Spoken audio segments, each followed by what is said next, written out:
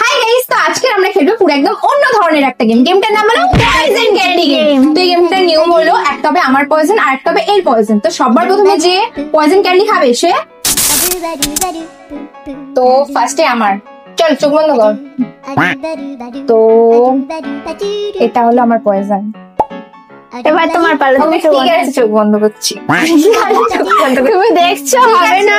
ঠিক আছে, না তুমি দেখছো। ওকে। এটা আমার পয়জন হয়ে গেছে।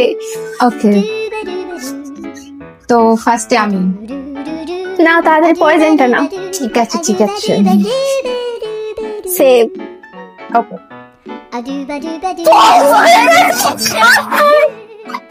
হবে না। খেলার শুরুতে হেরে গেছে। এই গেমের আমি